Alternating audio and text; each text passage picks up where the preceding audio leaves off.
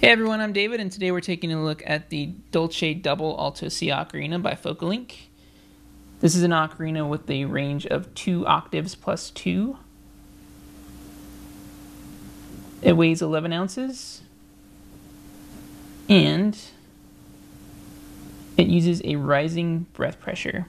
I'll explain that in a second what that is, but here is a size comparison with my Spencer Concert Alto C. Side by side. And then in front. And a number 2 pencil.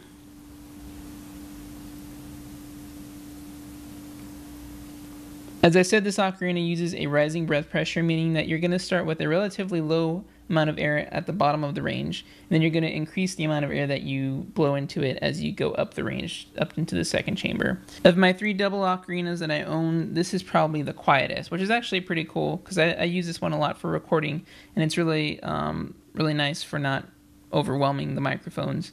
It's straw-fired, which you can see gives it this nice wood-like finish to it.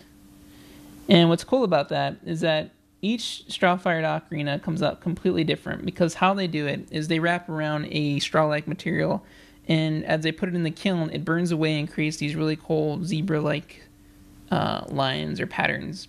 And each one is going to look completely unique and awesome. It's also very compact, as you saw when I compared it with my Spencer Alto C. It's about the same size as an Alto C, which I think is pretty cool. And it uses the Taiwanese finger holes, sub holes, meaning that you have 1 sub hole for each finger, as opposed to the Japanese sub holes, which is the 2 on the right side.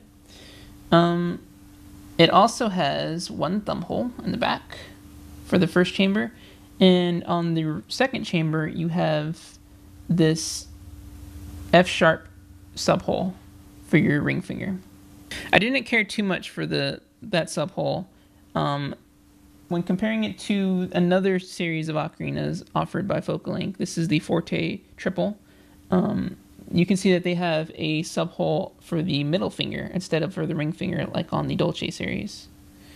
And that, to me, makes the F sharp a little bit easier. You go down to do F sharp instead of going up like on the Dolce. The other way that you can do F sharp, which is probably more common for multi-chamber ocarinas, is you simply lift up your ring finger. This would be E, this would be F, this would be F sharp. E, F, F sharp. And so you have those 2 options. You can do F sharp like that, or you can do F sharp like that. So it's completely up to you. The other thing I didn't like about this ocarina is that it does not have a neck cord, which you can plainly see here on the triple ocarina. It has a hole for the neck cord. This does not, so I was a little bit bummed out about that. But I definitely think this ocarina has more pros than cons. It has excellent chamber balance, especially when you're going from D to E.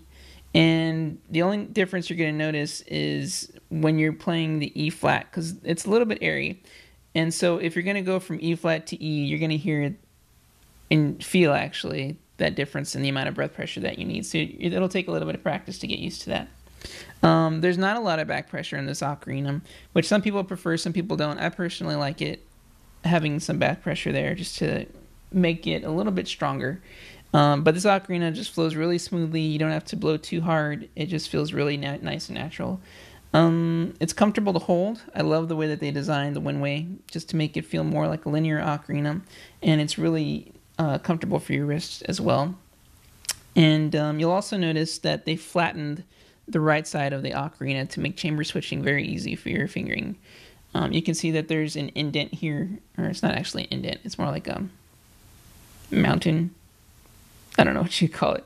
But yeah, that just makes it really smooth to go from your second chamber to your first and back again.